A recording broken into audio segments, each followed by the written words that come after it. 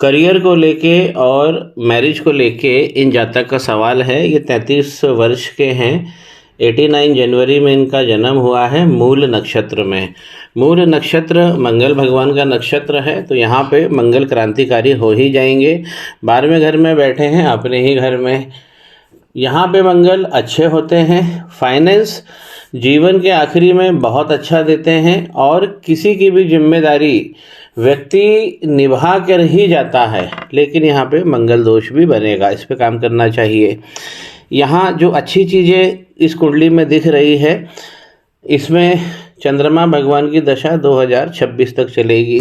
चंद्रमा को देखिए, ये शनि भगवान के साथ बैठे हुए हैं पहले ही घर में, तो इनको विषयोग लगा है। शनि सूर्य के साथ भी बैठे हैं, इस पर भी काम करना चाहिए।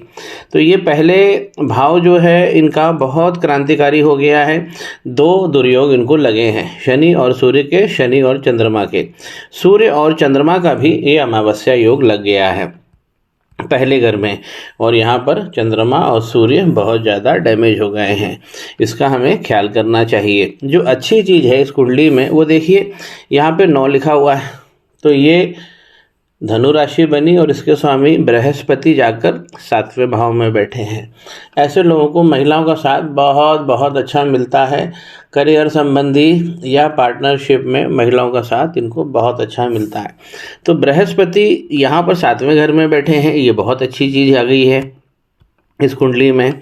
यहाँ पर देखिए, जो इनके लाभ के स्वामी हैं 7 लिखा हुआ है, यानी तुला राशि, और वो जाकर क्या धन के घर में बैठे हैं। लक्ष्मी नारायण योग लगा दिया है, शुक्र और बुध, लेकिन यहाँ पर राहु भी बैठ गए हैं। और राहु भगवान ने मरकरी के साथ में, बुध के साथ में यहाँ पे जड़ योग भी लगाया है, और राहु भगवान ने यहाँ पर शुक्र को भी खराब किया है, लंपट योग लगा दिया है। तो एक साथ बहुत सारे दुर्योग आप इस कुंडली में देख रहे हैं। प्लेसिंग को समझिए, यहाँ पे लग्नेश 7वें घर में बहुत शुभ होता है। लाभ का स्वामी जाकर धन में बैठा, ये बहुत अच्छा होता है। धन का स्वामी देखिए शनि भगवान बनेंगे और जाकर पहले घर में बैठे हुए हैं धन का स्वामी, क्योंकि 10 लिखा हुआ है यहाँ पर, यानी मकर राशि। तो ये जो एक्सचेंज आप देख रहे हैं कुंडली में, ये बहुत बहुत विलक्षण एक्सचेंज है। लेकिन जो दुर्योग हैं उस पर भी हम बात कर लें। यहाँ पे मंगल 12वें हो गए हैं, तो यहाँ पर इनको मांगलिक दोष भी लगा है। राहु दूसरे घर में बैठ के शुक्र और बुध इन दोनों को परेशान कर रहे हैं। साथ में क्या किया है कि मंगल और राहु भगवान ने पहले घर को पाप कर्तरी में डाल दिया। पहले घर के अगल बगल यदि पाप प्लेनेट आ जाएंगे तो पहला घर पाप कर्तरी में आ जाएगा। तो यहाँ पर पहले घर में तो पहले ही दोष लगे हैं, जिस प्रकार मैंने विवरण किया है। 1 नहीं 3 लगे हैं।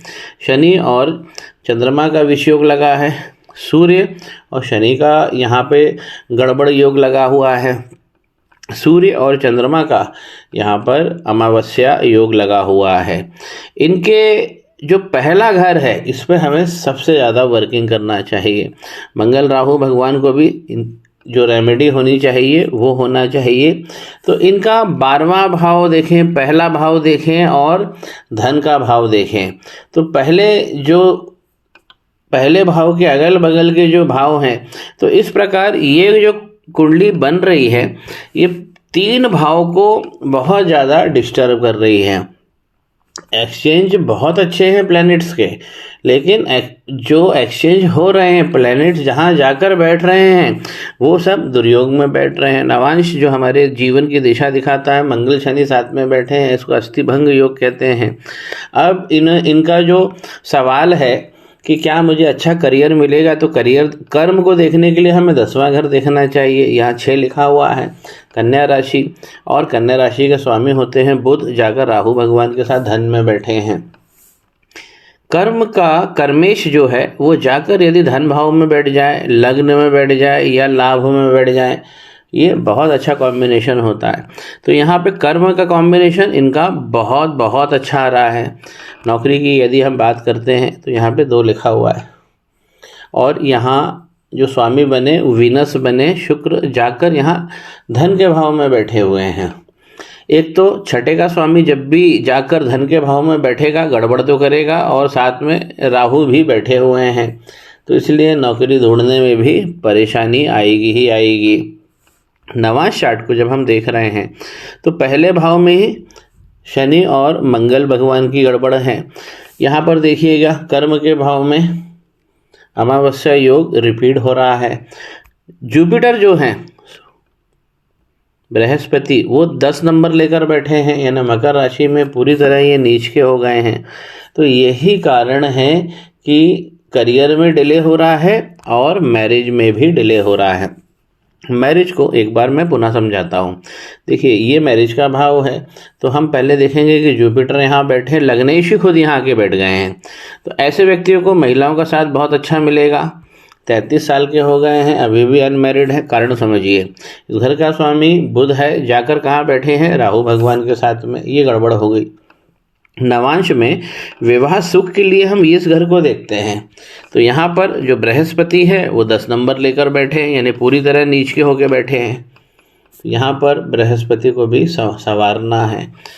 अगर नवांश का पहला घर किसी नीच प्लैनेट में वो नीच प्लैनेट बैठ जाए, और यहाँ पे तो कंजंक्शन जो है शनि और मंगल का कंजंक्शन, खतरनाक कंजंक्शन, अस्थि भंग योग लगा हुआ है, तो यही कारण है कि इनकी मैरिज भी डिले हो रही है। नवांश चार्ट में भी आप देखिए, अगर चंद्रमा गड़बड़ हो जाते हैं तो हमें अपना पार्टनर ढूंढने में बहुत मुश्किल होती है। लग्न चार्ट को फिर से समझिए। पार्टनर ढूंढने के लिए पहले तो हमें घर देखना पड़ता है, घर का स्वामी कहाँ बैठा है, तो राहु के साथ बैठा हुआ है। दूसरा, हमें चंद्रमा भी देखना होता है ग्रह के रूप में, यदि हम देखें, क्योंकि चंद्रमा ही हमारे जो है ऑपोजिट सेक्स को दिखाते हैं। तो यहाँ पे अमावस्या योग और ये विष योग में बैठे हुए हैं, तो चंद्रमा पे यहाँ पर 2 दुर्योग लग गए हैं। इसी सब पर मैं आपसे फ़ोन पे चर्चा करूँगा।